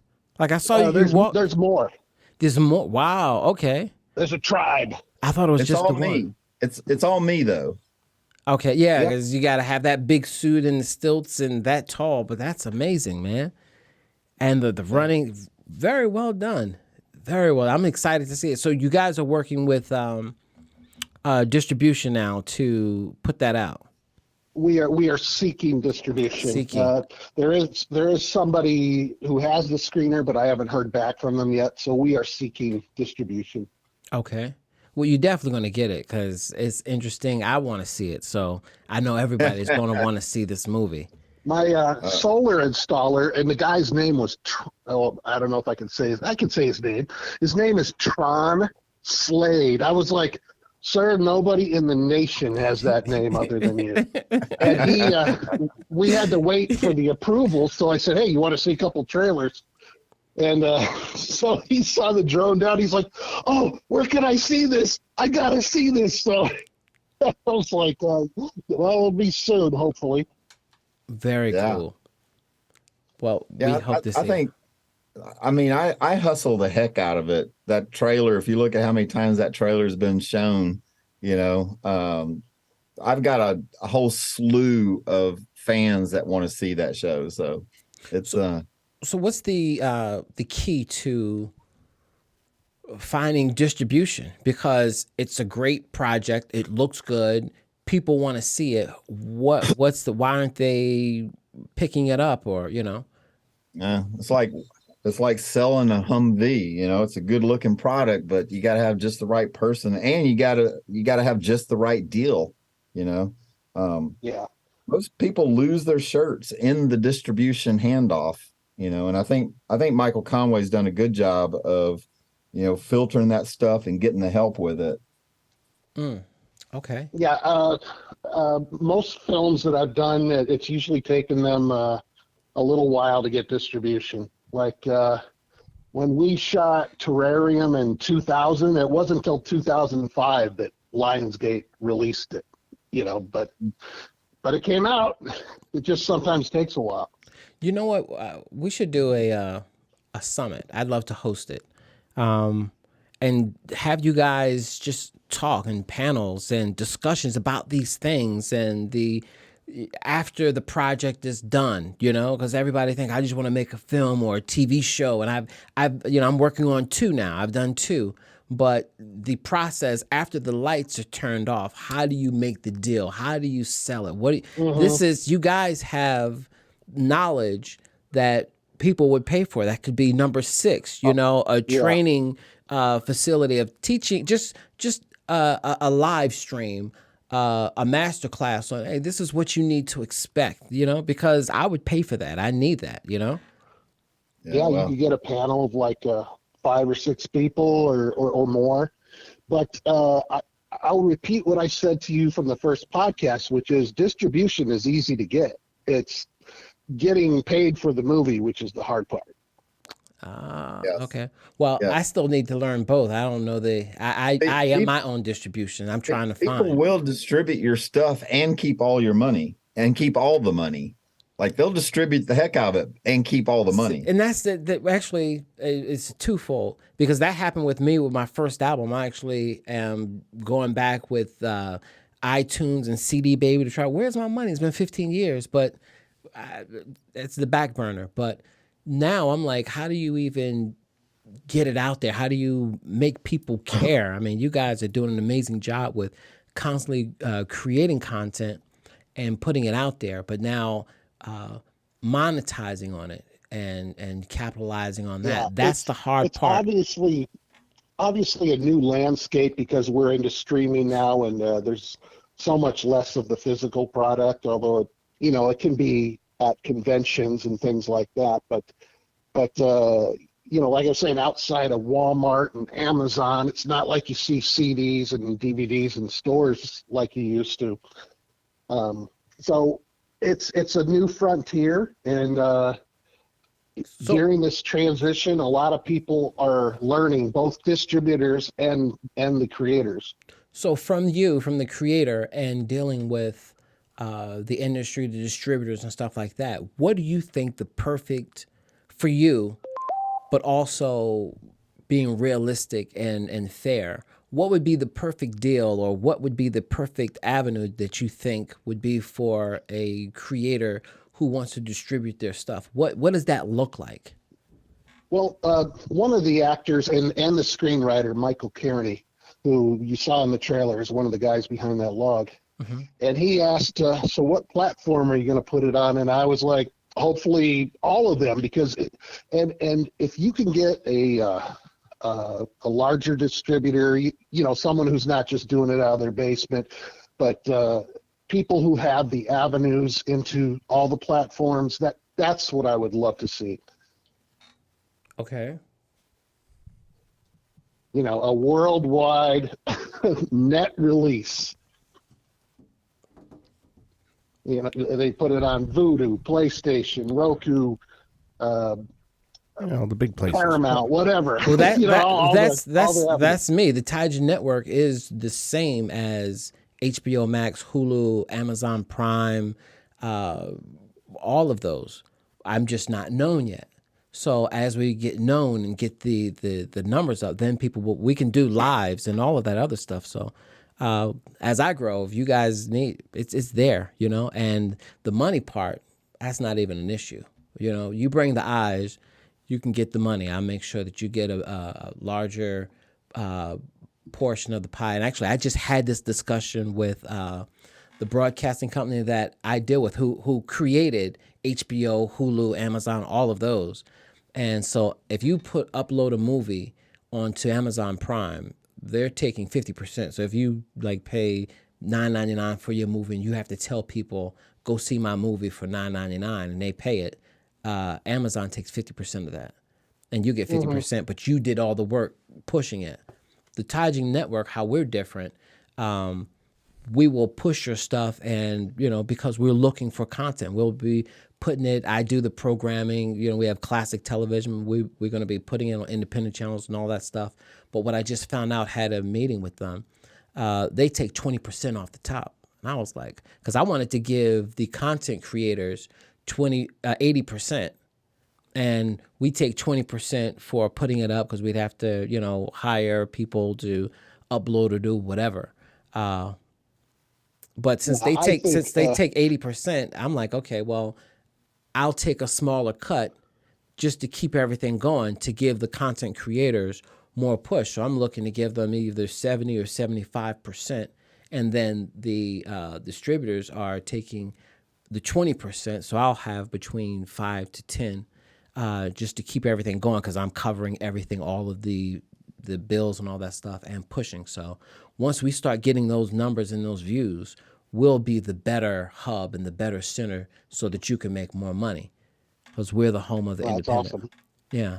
So that's the goal. And if I could give more money to the content creators, because if you're giving 50% to Amazon Prime and they're not pushing you, I think it would be better served if I have the same airwaves and the same infrastructure that they have, and we can do lives and everything else. You can get more money with us. Why not go with me?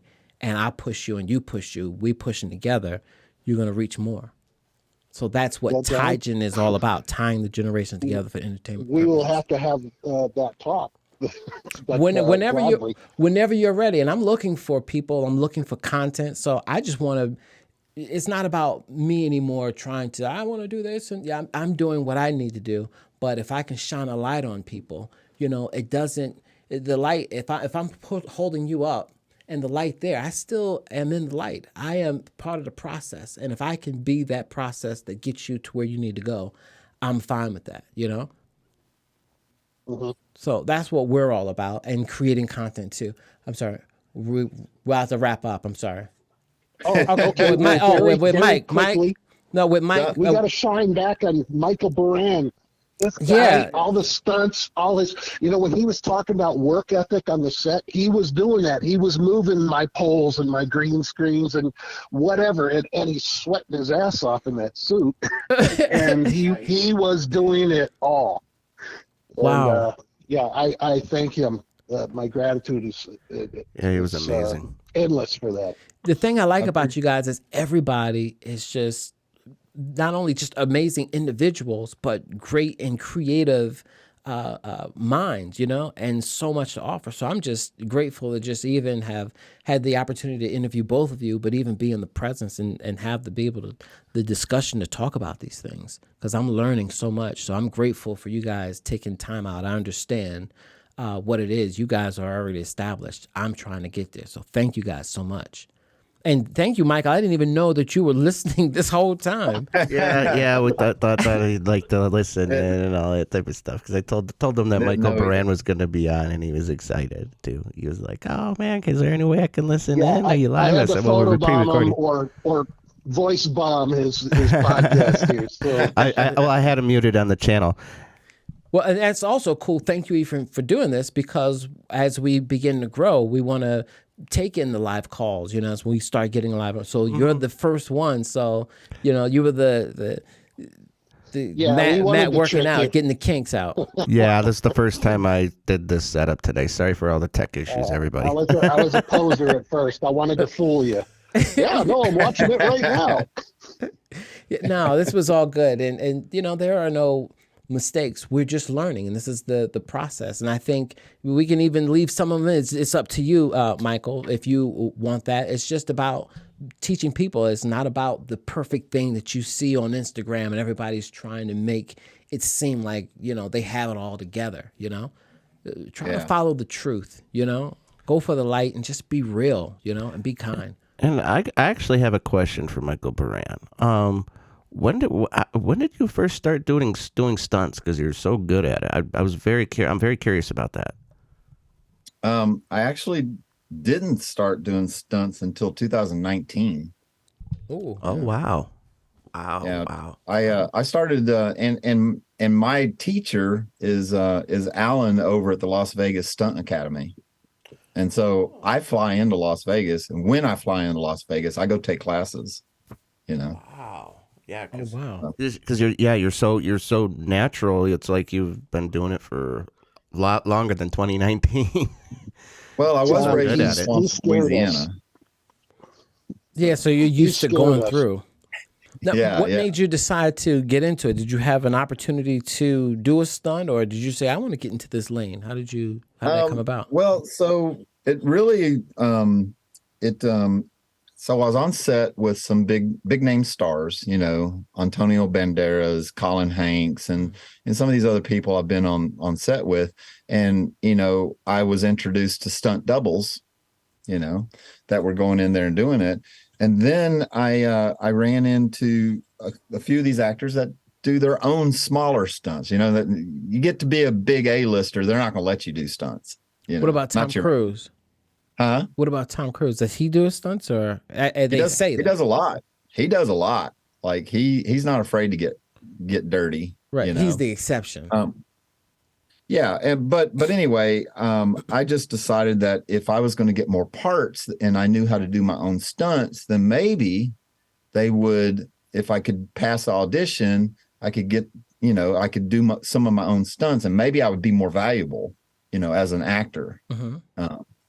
And so, I just started, I just called up the Las Vegas Stunt Academy and I said, hey, can I start training with you guys? And they were like, yeah. And I got in there and I learned really, really quick. And of course, I'm the oldest guy there. I'm 57 years old, and I'm in there with these 20-year-old guys that are learning, but I don't care. My body mends well, So one thing led to another, and I just started doing it, and now it's my repertoire. And so now I apply for, I do auditions all the time. I get 1 out of 25 auditions I do, Really? It's in St. Louis, right? Yeah, but I audition everywhere. Once COVID hit and we don't do live auditions anymore, I audition everywhere and across the nation. Okay, I didn't know that. That is by Zoom now? So COVID really changed the auditioning process and the landscape of it, because it used to be, if you wanted to get movie work in Los Angeles, you had to live nearby so you could go do auditions. But now everything is done on an iPhone or Android, and you audition and you submit your auditions, and that's how people are chosen now, Wow. There's a few places that still do live auditions. I was in Illinois a couple weeks ago doing an audition, because 2 hours away, but I audition Los Angeles all the time. I audition Las Vegas a lot because I know a lot of directors there, but that changed that. And so now that I can do my own stunts and I have that capability, and so I'm a little bit more valuable as an actor. Right. You have more in the repertoire, more in the chamber now. Yeah. Yeah. And then I always hustle them. I was like, how can you use an animal on this project? I've gotten so many animals in just because I asked that question, Really? Like, how can we put an animal in this project? What do you need? You need horses? Okay, I can get you some horses. You know, you need a goat. I know where you can get a goat. You know, Really? you need a tarantula. I've got a tarantula. That's amazing.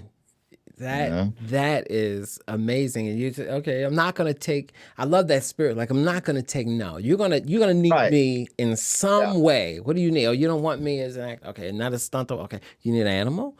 That is amazing. So I just recently did a movie 3 weeks ago that I wanted a part. Like, it was a part that was perfect for me, and I didn't get it. You know, and so I asked him. I said, "Is there going to be any stunt work on this?" And he's like, "No, not really. We're not really doing any physical stunt work. I mean, most of the actors can handle it." And I was like, "All right, well, how can you use an animal on this project?" And, you know, 2 days later, he called me back up and he's like, "Hey, what did you say about those tarantulas?" You know? and so I went, I 3 days later, I'm on set. They create the scene, you know, where they're looking under the floorboards for this box. And then there's these creepy tarantulas crawling across when he's trying to get this box, you know, and it played perfect for the movie. Yeah. You know? But if I hadn't asked, it wouldn't have come to you. You have not, because you asked. Man, you were teaching me so much. I'm like, those are some things that I was like, I don't want to do it. If they want me, they want me. They don't know what they want until they know all that you have to offer. They don't, unless you offer, they don't know that they don't want it. But they know they want it, but I also learned to handle rejection well. You know, it's not because they don't want me. It's because I'm just not right for the project. Right. You know? So my feelings got hurt so many times from... I understand that. I do. I really do. I understand that. Because at first I was the same way. I was like, oh, man, I didn't get that. I really wanted that part. So now I go after parts that I want. I really, really want. I'm just not disappointed anymore because I realize that I wanted it, but that doesn't mean I was right for it. Right. And I've auditioned for parts and the directors have come back and said, man, you know, you're really not what we're looking for, but we got this other part, you know? Ah, okay. And so I've picked up parts like that, you know? As a matter of fact, I'm tomorrow. So it's 11 o'clock here in St. Louis right now. Oh, wow. I got to be on set at 7 a.m. Tomorrow. And I auditioned for this part and I did not get it. And of course, you know, I hustle things, And so I was just asking them different aspects of it because they only gave me sides, you know, so I really didn't know the whole scope of the film. But I was asking them, just talking, just regular thing. And he said something about, yeah, we got to find a saxophone player. I was like, wait a minute, I play the saxophone. And I told him, I said, I'm not very good. You don't need me to be good. You just need me to act like I'm good. And you dub the music over the top of it. Wow. And he goes, that's brilliant. He goes, you know how much money that's going to save me? You know? Because he doesn't have to have a named or a professional saxophone player. Right. He just needs somebody that has a saxophone that knows how to play it. Right. You know? So I'm doing that. And then I was asking more questions. And they needed Christmas carolers because this is a Christmas film that they're filming now so they can release it for Christmas. Right. And I was like, I can't sing very good, but I do have a good profile. And I said, I look good in a tux. He goes, are you serious? I was like, yeah, look. I was like, you're not going to use the Christmas Keller's actual voice. Yeah. You're not going to put us in a sound room and use our actual. I was like, you're going to dub all that stuff over. I was like, I'll be a great caroler, Christmas caroler. I love that. Yo. So I'm in the movie that I did not get the audition for, but I am the saxophone player on the street corner, you know, and I am in the carolers. Wow. You know? So you're in two different places when they said no. I need to teach me your ways, master. You know, you don't take no for an answer. You just okay. Yeah. Okay. Well, do you don't need be that? a jerk about it. Right. You know? Right. It's the niceness. It's just offering. Present them with some other options because they have problems. They just don't know you have the solution. You know, that is because they do have problems. You know, you are amazing. Thank you so much. We got to get ready to wrap up, and I know you have an early shoot in the morning. I didn't realize it was that late. It's just amazing talking to you. I love having conversations like this because it just goes on. It didn't seem that long, but man. Well, do you want to plug anything else? I know we're going to keep pulling. Matt, we're going to do it. Wildlife Command Center. Wildlife Command Center on YouTube. If anyone was entertained even a little bit with this podcast, which I'm sure you were, because this is great stuff, definitely go check out my YouTube channel, Wildlife Command Center. While you're there, hit that subscribe button, turn on the bell notification so that you get a brand new notification every time I drop a new video. I drop a short every day. I drop a long form every Saturday, and we do a live every Wednesday night. So it's tons and tons of content. It's all fresh. It's all animal related. It's entertaining. It's just a bunch of fun. Got it. Wednesday nights at what time? 6 o'clock Central Standard. Got it. Okay, and we're going to post all of that and put that up. I did 2 or 3 different posts about you today. I put up the trailer for the BareHansd Rescue, and then I did a short just talking about interviewing you. I'm going to go back and edit and tag you in it. That was on Instagram and Facebook, and just getting people to know, okay, this is what we're doing and we're out here. So, and we're having the conversation. Thank you so much for taking the time out. I know you're busy. You got the Wildlife Command Center on YouTube. You got the Command Center in real life, your movies and shoots and everything that you have going on, man. You didn't have to do this because you have a lot going on. So I say thank you so very much. Thank you. Thank you. Everybody check out Michael and all of the things that he's got going on, the Wildlife Command Center on YouTube. Check out are the BareHansd Rescue, are those episodes still up anywhere? Yeah. So they are on Discovery Plus. Discovery Plus. Okay, we'll put that up. Michael Beran. Anything else? Your logo is BareHansd Beran.